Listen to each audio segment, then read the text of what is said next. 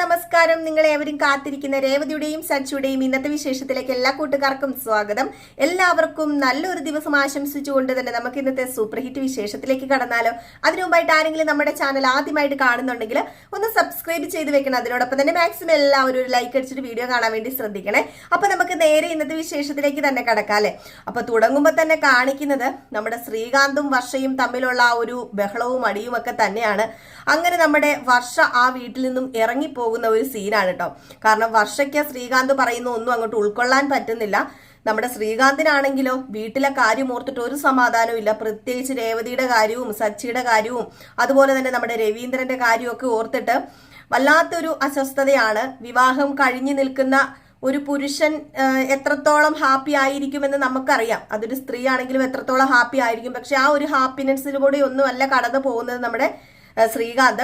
അപ്പൊ അതുകൊണ്ട് തന്നെ നമ്മുടെ വർഷ ഒരുപാട് സങ്കടപ്പെട്ടാട്ടോ ആ വീട്ടിൽ നിന്ന് ഇറങ്ങി പോകുന്നത്. കാരണം എന്ത് പറഞ്ഞാലും ലാസ്റ്റ് ചെന്നെത്തുന്നത് നമ്മുടെ ശ്രീകാന്ത് രവീന്ദ്രന്റെയും രേവതിയുടെയും സച്ചുടെയും കാര്യത്തിലാണ്. അപ്പൊ ഒരു പരിധി കൂടുതലായി കഴിഞ്ഞപ്പോഴത്തേക്കും നമ്മുടെ വർഷയ്ക്ക് ദേഷ്യം വന്നു. അങ്ങനെയാണ് ആ ഒരു പ്ലേറ്റ് ഒക്കെ എറിഞ്ഞ് പൊട്ടിച്ചിട്ട് അങ്ങോട്ട് പോയി.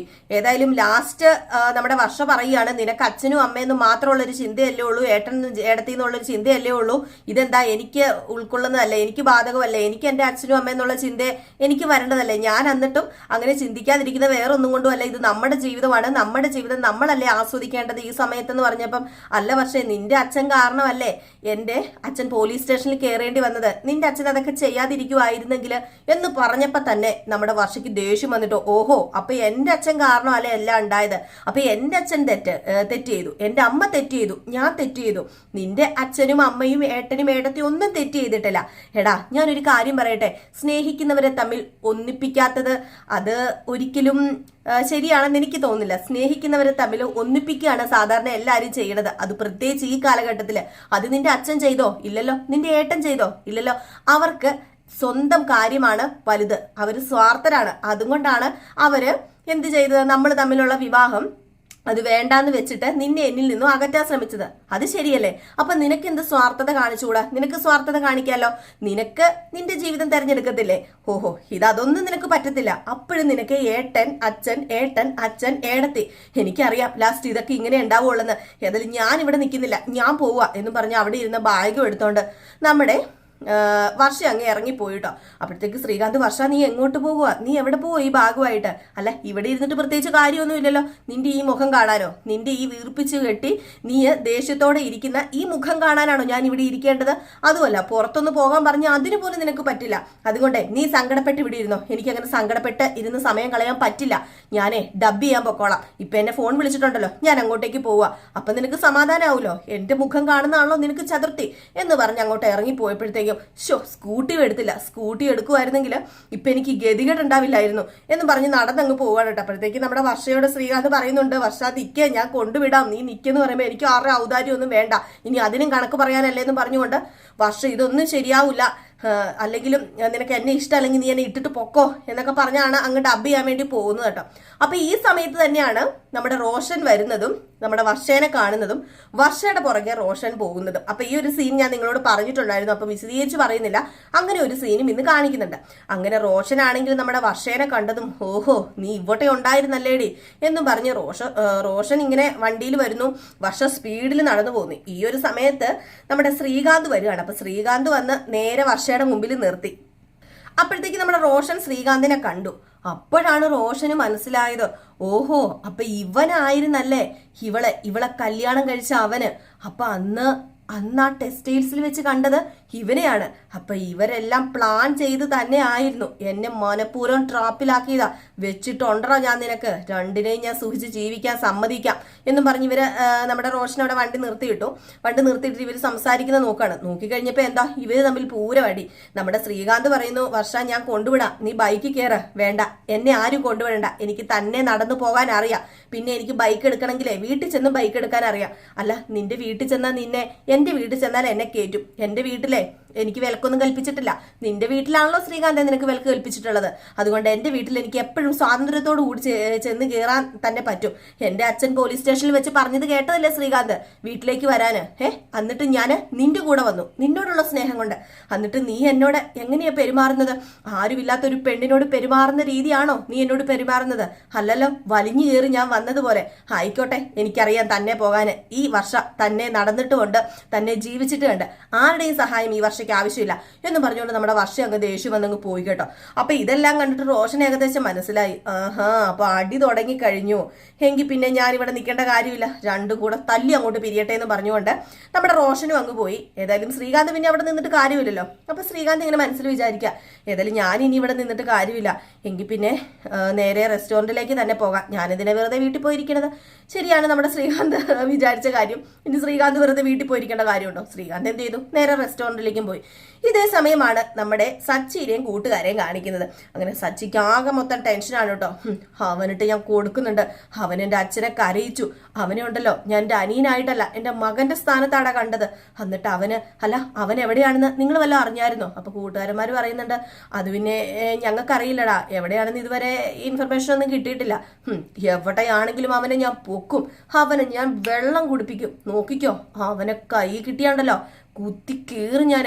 പാവം എൻ്റെ അച്ഛൻ പോലീസ് സ്റ്റേഷനിൽ കിടന്ന് ഒരുപാട് കരഞ്ഞു, അത് ഞാൻ കണ്ടടാ. ഒരിക്കലും എൻ്റെ അച്ഛൻ മക്കളുടെ മുമ്പിൽ ഇങ്ങനെ കരഞ്ഞ് ഞാൻ കണ്ടിട്ടില്ല. പാവം, അതിനൊക്കെ എന്ത് മഹാപാവമാണ് എൻ്റെ അച്ഛൻ ചെയ്തത്. ഒരിക്കലും എൻ്റെ അച്ഛൻ ഒരു മഹാപാവവും ചെയ്തിട്ടില്ല. ഇതൊക്കെ കാണാൻ ഞാൻ എന്തു മഹാപാവമാണ് ചെയ്തത്? ഞാൻ ഒരു മഹാപാവം ചെയ്തു, അവളെ കെട്ടി. എന്തിനാടാ നീ വെറുതെ രേവതിനെ കുറ്റം പറയുന്നത്? എന്ത് പറഞ്ഞാലും എന്തിനാടാ ലാസ്റ്റ് നീ അവളുടെ മണ്ടയെ കൊണ്ടുവയ്ക്കുന്നത്? പിന്നെ അവളെ കുറ്റം പറയാതെ, അവളല്ലേ ഇതിനെല്ലാം കാരണക്കാരി, അവളൊറ്റ ഒരുത്തി ഇതിനെല്ലാം കാരണക്കാരി. കാരണം അവളല്ലേ ശ്രീകാന്തിന്റെ വിവാഹം രജിസ്റ്റർ ചെയ്ത് ഒപ്പിട്ട് കൊടുത്തത്. അത് ഞാൻ എന്റെ കണ്ണുകൊണ്ട് കണ്ടു, ആ രജിസ്റ്ററിൽ ഒപ്പിട്ടത്. അത് അവളല്ലെങ്കിൽ അവളല്ലെന്ന് പറയായിരുന്നല്ലോ. അപ്പൊ അവള് തന്നെ ഒപ്പിട്ടത്. ഏതായാലും അവള് ഞാനൊരു പാഠം പഠിപ്പിക്കുന്നുണ്ട്. ഇനി അങ്ങനെ ഒരു ഭാര്യ എനിക്ക് വേണ്ട. അല്ലെങ്കിലും പെണ്ണ് കെട്ടാതെ സ്വാതന്ത്ര്യത്തോടെ ഞാൻ നടന്നപ്പം അച്ഛൻ തന്നെയാ കൊണ്ടുപോയി എന്നെ കുഴിയിലേക്ക് ചാടിച്ചത്. അതൊരു വല്ലാത്ത കുഴിയായി പോയി എന്റെ ഈശ്വര എന്നൊക്കെ പറഞ്ഞ് നിൽക്കുമ്പോഴാണ് നമ്മുടെ രേവതി വരുന്നത്. അങ്ങനെ വണ്ടി എടുത്തുകൊണ്ട് ഓട്ടം പോകാൻ സമയമായപ്പോഴത്തേക്ക് രേവതി ഇങ്ങനെ വന്നു. രേവതി വന്ന് നേരെ വണ്ടിയുടെ മുമ്പിൽ അങ്ങോട്ട് നിൽക്കുകയാണ് കേട്ടോ. വണ്ടിയുടെ മുമ്പിൽ അങ്ങോട്ട് നിന്നു. അപ്പോഴത്തേക്കും നമ്മുടെ സച്ചു മൈൻഡ് ചെയ്യുന്നില്ല, വണ്ടി അങ്ങോട്ട് എരപ്പിക്കാൻ തുടങ്ങി. രേവതി അവിടുന്ന് മാറുമോ? എന്നെ അങ്ങോട്ട് കൊല്ലുവാണെങ്കിൽ കൊല്ലട്ടെ, അത്രയ്ക്കായോ എന്ന് പറഞ്ഞ് രേവതി അവിടെ അങ്ങ് വണ്ടിയുടെ ഫ്രണ്ടിൽ അങ്ങ് നിന്നു. എരപ്പിച്ച് രേവതിയുടെ അടുത്തേക്ക് കൊണ്ടുപോയി ഇങ്ങനെ എരപ്പിച്ച് നമ്മുടെ സച്ചി ഇങ്ങനെ വെച്ചപ്പം കൂട്ടുകാരന്മാർ പറഞ്ഞു, അയ്യോ എടാ നീ എന്താടാ കാണിക്കുന്നത്? ദേ രേവതി നിൽക്കുന്നു, നീ എന്താടാ ഈ കാണിക്കുന്നത്? നീ വണ്ടി സ്റ്റാർട്ട് ചെയ്യാതെടാ എന്നൊക്കെ പറഞ്ഞുകൊണ്ട് കൂട്ടുകാരന്മാർ ഇങ്ങനെ പറയുന്നുണ്ട്. ലാസ്റ്റ് നമ്മുടെ രേവതിക്ക് അരിശം വന്നിട്ട് രേവതി എന്ത് ചെയ്തു? ആ കാറിനിട്ട് ഒരൊറ്റ ഇടി വെച്ച് കൊടുത്തു കേട്ടോ. ഇടി വെച്ച് കൊടുത്തപ്പോഴത്തേക്കും സച്ചി ഇങ്ങോട്ട് ഇറങ്ങി. നിനക്ക് എന്തിന്റെ സൂക്കേട് അടിയെന്ന് ചോദിച്ചു. അത് പിന്നെ എനിക്ക് കുറച്ച് സംസാരിക്കാനുണ്ട്, അത് സച്ചിയേട്ടൻ കേൾക്കണം. ഏത് സച്ചിയേട്ടൻ? ആരുടെ സച്ചിയേട്ടൻ? നിനക്ക് സംസാരിക്കാനുണ്ടെന്നോ എന്നോട്? അല്ല, നിനക്ക് സംസാരിക്കേണ്ട സമയത്ത് സംസാരിക്കണ്ടായിരുന്നല്ലോ, തന്നെയല്ലേ എല്ലാം ചെയ്ത് കൂട്ടിയത്. ശ്രീകാന്തിനെ കൂട്ടുപിടിച്ചിട്ട് നീ അല്ലേടി അവരുടെ വിവാഹം നടത്തി കൊടുത്തത്. വലിയൊരു വിവാഹ നടത്തിപ്പുകാരി വന്നേക്കുന്നു. നീ ഒരു കാര്യം ചെയ്യ്, നീയേ വേണമെങ്കിലേ ഏതെങ്കിലും വിവാഹപ്പന്തലിൽ പോയി കൂടിക്കോ. അവിടെ ഇങ്ങനെ വിവാഹം നടത്തി കൊടുക്കാൻ വേണ്ടി നടന്നോ. അല്ലെങ്കിൽ നീ ബ്രോക്കറായിട്ട് ഇപ്പൊ ഒരു പുതിയ ഇതൊക്കെ ഉണ്ടല്ലോ ബ്രോക്കർമാര്, അവരുടെയൊക്കെ കൂടെ അല്ല എവിടെന്നെങ്കിലും ഒരു കാശൊക്കെ ഇങ്ങനെ കൈ തടയുവേ, അതാ നിനക്ക് പറ്റിയ ജോലി. മര്യാദയ്ക്ക് എന്റെ മുമ്പിൽ നിന്ന് മാറിക്കോ. എന്റെ അച്ഛനെ പോലീസ് സ്റ്റേഷനിൽ കയറ്റിട്ട് നാണമില്ലായിട്ട് നിനക്ക് എന്റെ മുമ്പിൽ വന്ന് നിൽക്കാന്ന് ചോദിച്ചപ്പോഴത്തേക്കും അത് പിന്നെ സച്ചേട്ടൻ ഞാൻ പറയുന്ന ഒന്ന് കേൾക്കാൻ പറഞ്ഞു. ഒന്നും കൂടെ കാറുണ്ടോ ഇടി കൊടുത്തപ്പം, അതെ ഈ കാറേ വാടകയ്ക്ക് മേടിച്ച കാറാ, ഇത് എന്റെ സ്വന്തം കാറല്ല. അപ്പോഴത്തേക്കും നമ്മുടെ രേവതി പറഞ്ഞു, അതെനിക്കറിയാം, ഇത് വാടക കാറാണല്ലോ, അതും കൊണ്ടാണ് ഞാൻ ഇടിച്ചത്. വാടക കാറാണെങ്കിലും അത് എന്റെ സ്വന്തം കാറാണെങ്കിലും എന്റെ ഉത്തരവാദിത്തോടു കൂടിയാ ഇത് തന്നിരിക്കുന്നത്. അതുകൊണ്ട് ഇതിനൊരു പോറൽ ഏൽപ്പിക്കാതെ അവരെ കൊണ്ട് ഏൽപ്പിക്കേണ്ടത് എന്റെ കടമയാ. അതുകൊണ്ട് കാറിൽ തൊട്ട് കളിക്കരുത് രേവതി എന്ന് പറഞ്ഞപ്പം എങ്കിൽ പിന്നെ ഞാൻ പറയുന്നൊന്ന് കേക്ക്. ഞാൻ പറഞ്ഞല്ലോ, ഞാൻ വെറും നിരപരാധിയെ സച്ചേട്ടൻ, നിരപരാധി. എനിക്കൊരിക്കലും ശ്രീകാന്തിനെ വർഷേനെ ഒന്നിപ്പിക്കണമെന്നോ അവരുടെ വിവാഹം നടത്തണമെന്നോ ഒരു ചിന്ത പോലും ഇല്ലായിരുന്നു. നിർത്ത്, മതി, നീ കൂടുതലൊന്നും പറയണ്ട. രേവതി നിന്നോട് മിണ്ടരുതെന്നാ പറഞ്ഞത്. നീ ഇനി ഒരക്ഷരം പറയണ്ട. ഏതായാലും നീയാണല്ലോ ആ രജിസ്റ്ററിൽ ഒപ്പിട്ടത്, അത് മതി, എനിക്ക് അത് മാത്രം മതി. ഇനി എന്റെ കൺമുമ്പിൽ നിന്ന് നീ എന്തെങ്കിലും സംസാരിച്ചാല് ചിലപ്പം ഞാനല്ലാതാകും. അതുകൊണ്ട് മര്യാദയ്ക്ക് എന്റെ മുമ്പിൽ നിന്ന് മാറിപ്പോവാൻ പറഞ്ഞു. കുറെ കേട്ട് കഴിഞ്ഞപ്പോഴത്തേക്കും കൂട്ടുകാരന്മാരൊക്കെ പറഞ്ഞു, എടാ സച്ചി നീ എന്താ രേവതിക്ക് പറയാനുള്ളതെന്ന് നീ ഒന്ന് കേക്ക്, എന്നിട്ട് നീ സംസാരിക്ക്. അല്ലാതെ നിങ്ങൾ കൂടെ ഇതിനകത്തൊന്നും ഇടപെടാൻ വരണ്ട. ഞാൻ കുറച്ച് കാര്യങ്ങൾ മനസ്സിൽ കരുതി വെച്ചിട്ടുണ്ട്. അത് എങ്ങനെ ചെയ്യണം, എങ്ങനെ പ്രവർത്തിക്കണം, എങ്ങനെ തീരുമാനം എടുക്കണം എന്ന് എനിക്കറിയാം. അല്ലാതെ വേറെ ആരും എന്നെ ഗുണദോഷിക്കാൻ വരണ്ട. പൊടി, എന്റെ കൺമുമ്പിൽ നിന്ന് പോകാനാ പറഞ്ഞത്. ഇവിടെയല്ല, എന്റെ വീട്ടിൽ പോലും നീ ചെന്ന് പോകരുത്. എന്റെ അച്ഛന്റെ കൺമുമ്പിൽ പോലും നീ പെടരുത്. അതെന്റെ അച്ഛന് ഇഷ്ടമല്ല. അച്ഛന് ഇഷ്ടമില്ലാത്തൊന്നും എനിക്കും ഇഷ്ടമല്ലാത്തതുകൊണ്ട് ഇപ്പൊ രേവതി പറഞ്ഞു, അതെ ശരിയാ, അച്ഛന് ഇഷ്ടമില്ലാത്തൊന്നും നിങ്ങൾക്ക് ഇഷ്ടമല്ല, നിങ്ങൾക്ക് ഇഷ്ടമില്ലാത്തൊന്നും അച്ഛന് ഇഷ്ടമല്ല. എല്ലാം എനിക്ക് അങ്ങോട്ട് ഇഷ്ടപ്പെടാമല്ലോ, എല്ലാവർക്കും എന്റെ മെക്കിട്ട് കയറാമല്ലോ. ഞാൻ പറഞ്ഞു സച്ചേട്ടനോട് ഞാൻ നിരപരാധിയാണെന്ന്. ഇനിയിപ്പം നിങ്ങൾ എന്തെങ്കിലും എന്റെ കാല് പിടിച്ച് എന്റെ അടുത്ത് വരും എന്ത് നിരപരാധിത്വം അറിഞ്ഞിട്ട്, അന്ന് ചിലപ്പോൾ ഈ രേവതി ഉണ്ടല്ലോ ഇങ്ങനെയല്ലായിരിക്കും പ്രതികരിക്കുക. അന്ന് ചിലപ്പോൾ ഈ രേവതി കണ്ടെന്ന് വരില്ല നിങ്ങളുടെ കൂടെ വരാനും നിങ്ങളുടെ ഭാര്യയായിട്ട് നിൽക്കാനും. അതുകൊണ്ട് അവസാനമായിട്ടാ ഈ രേവതി ഇപ്പം സച്ചിയുടെ മുമ്പിൽ വന്ന് നിൽക്കുന്നത്. ഇനി ഈ രേവതി സച്ചേട്ടന്റെ മുമ്പിൽ ഒരു ഭാരമായിട്ടുണ്ടാവില്ല, വന്ന് നിൽക്കില്ല. ഇനി വന്നാലും എന്നെ തിരക്കി വന്നാലും ഒരിക്കലും ഞാൻ നിങ്ങൾക്കൊരു ഭാരമാവില്ല എന്നും പറഞ്ഞുകൊണ്ട് നമ്മുടെ രേവതി അവിടുന്ന് പോവുകയാണ് കേട്ടോ. ഏതായാലും രേവതി, സത്യം പറഞ്ഞാൽ രേവതി ക്ഷമയുടെ അപ്പുറം നമ്മുടെ രേവതി അവിടെ നിന്നു പറയാനൊക്കെ നോക്കി. പക്ഷേ സച്ചി സമ്മതിക്കില്ല. സച്ചിയുടെ സ്വഭാവം അറിയാലോ, എടുത്തോ പിടിച്ചോ കടിച്ചോ എന്നുള്ളൊരു സ്വഭാവമാണ്. അതുകൊണ്ട് തന്നെ രേവതി അവിടുന്ന് പോകുന്നു. അപ്പോഴത്തേക്ക് നമ്മുടെ സച്ചിയോട് കൂട്ടുകാരൻ പറഞ്ഞു, എന്താടാ നീ കാണിച്ചത്? ഇതുപോലെ ബന്ധങ്ങൾ അറ്റുപോയി കഴിഞ്ഞാലേ അത് വലിയ പാടാ. നീ ഓർക്ക്, ശ്രീകാന്ത് ഒരു കല്യാണം കഴിച്ച് കുടുംബമായിട്ട് ജീവിക്കുക. നിന്റെ അച്ഛനൊരു കുടുംബമുണ്ട്, നിന്റെ അച്ഛനെ നോക്കാൻ നിന്റെ അമ്മയുണ്ട്. എടാ, നിന്നെ നോക്കാൻ ആരാടാ ഉള്ളത്? ഒരാപത്ത് സമയത്ത് നിന്നെ നോക്കാൻ ആരാ ഉള്ളത്? അത് നിന്റെ ഭാര്യ മാത്രമേ കാണത്തുള്ളൂ. അത് നിനക്ക് ഇപ്പൊ മനസ്സിലാവില്ല, പക്ഷെ നിനക്ക് പിന്നെ മനസ്സിലാവുന്ന പറഞ്ഞപ്പോ ആരും എന്നോടൊന്നും സംസാരിക്കണ്ടെന്നല്ലേ പറഞ്ഞത് എന്നും പറഞ്ഞ് നമ്മുടെ സച്ചു വണ്ടി എടുത്തോണ്ട് ഒരു പോക്ക് പോയി. ഏതായാലും ഇതിന് ശേഷം കാണിക്കും നമ്മുടെ ശ്രീകാന്ത് റെസ്റ്റോറൻറ്റിൽ ചെന്നു കേട്ടോ.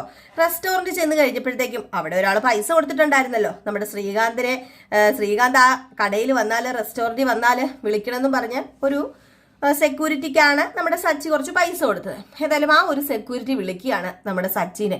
സച്ചി ആ ഫോൺ എടുത്തിട്ട് സച്ചി ഉടനെ ചോദിക്കുന്നത്, അവൻ വന്നോ? ഇപ്പൊ തന്നെ ഞാൻ വരിക എന്ന് പറഞ്ഞ് ഫോൺ കട്ട് ചെയ്തു. സ്പീഡിൽ വെച്ചടിച്ചു വിട്ടു. എങ്ങോട്ടേക്ക്? നേരെ റെസ്റ്റോറൻറ്റിലേക്ക്. പിന്നെ അവിടെ ചെന്ന് കഴിഞ്ഞപ്പം ആകെപ്പാടെ സീൻ കോൺട്രേ ആവുകയാണ്. അവിടെ ചെന്നിട്ട് എന്താ, എടാ ശ്രീകാന്ത് എന്നും പറഞ്ഞങ്ങോട്ട് ചെന്നില്ലേ, ചെന്നിട്ട് അങ്ങോട്ട് അടിക്കാൻ തുടങ്ങി. തലങ്ങനും വേലങ്ങനും എന്താ പറയുക, പുറത്തടിക്കുന്നു, കവിളത്തിനിട്ടടിക്കുന്നു, ചവിട്ടിക്കൂട്ടുന്നു. സത്യം പറഞ്ഞാൽ നമുക്ക് പാവം തോന്നും കേട്ടോ. ശ്രീകാന്ത് തിരിച്ചൊന്നും പറയുന്നില്ല, തിരിച്ചൊന്നും മിണ്ടുന്നില്ല എന്ന് മാത്രമല്ല, നമ്മുടെ ശ്രീകാന്തിനെ തിരിച്ചടിക്കാനും പറ്റില്ല. സ്വന്തം ഏട്ടനായി പോയില്ലേ, എല്ലാം നിന്ന് ഏറ്റുവാങ്ങുക എന്നുള്ളതല്ലാതെ വേറെ ഒന്നുമില്ല. അവിടെ നിന്ന ആൾക്കാരെല്ലാം വട്ടം കൂടി പിടിച്ച് സച്ചിനെ മാറ്റി, ലാസ്റ്റ് ശ്രീകാന്തിനെ മാറ്റി. റെസ്റ്റോറൻ്റ് ആണല്ലോ, കസ്റ്റമേഴ്സൊക്കെ ഒരുപാടുണ്ടായിരുന്നു. അപ്പൊ അതുകൊണ്ട് തന്നെ അവിടെ നിൽക്കുന്നവരെല്ലാവരും ഈ അടിയൊക്കെ കണ്ട് ശ്രീകാന്തിനെ സച്ചിനെയൊക്കെ പിടിച്ചു മാറ്റി. ഇനി മേലാല് നീ എന്റെ വീട്ടിൽ കയറുകയോ എന്റെ അച്ഛനെ കാണാൻ വരുവോ, ഇങ്ങനെ ആരെങ്കിലും ഉണ്ടെന്നോ ഒന്നും ഇനി പറഞ്ഞ് ഞങ്ങളുടെ വീട്ടിലേക്ക് വന്നേക്കരുത്. ഇനി ചന്ദ്രോദയത്തിൽ നിന്നെ കണ്ടേക്കരുത്. ഞാൻ പറഞ്ഞേക്കാം, ഇനി നീ ആയിട്ട് ഞങ്ങൾക്ക് ശല്യം ഉണ്ടാക്കാൻ വരരുത്. നീ മരിച്ചെന്നാ ഞങ്ങളിപ്പം വീട്ടിൽ വിചാരിച്ചിരിക്കുന്നത്. നീ എന്ന പുത്രൻ, എൻ്റെ അച്ഛൻ്റെ നീ എന്ന പുത്രൻ മരിച്ചു കഴിഞ്ഞു. മേലാൽ ഇനി വന്നേക്കരുത് എന്നും പറഞ്ഞുകൊണ്ട് ദേഷ്യം വന്ന് അവിടുന്ന് പോയിട്ടോ. സത്യം പറഞ്ഞിട്ടുണ്ടെങ്കിൽ ശ്രീകാന്തിന് പറ്റില്ല, നടക്കാൻ പോലും പറ്റത്തില്ലാത്തൊരവസ്ഥയിലാണ് നമ്മുടെ ശ്രീകാന്ത് ഉള്ളത്. അങ്ങനെ പാവം നമ്മുടെ ശ്രീകാന്തിനെ ചവിട്ടിക്കൂട്ടി ഒരു പരുവാക്കുന്ന സീനും ഇന്ന് കാണിക്കുന്നുണ്ട് കേട്ടോ. ഏതായാലും നമ്മുടെ രേവതി വല്ലാത്ത കലിപ്പിൽ തന്നെയാണ് വീട്ടിലേക്ക് ചെല്ലുന്നത്. കാരണം രേവതിക്ക് പിന്നെ അവിടെ സ്ഥാനമില്ല.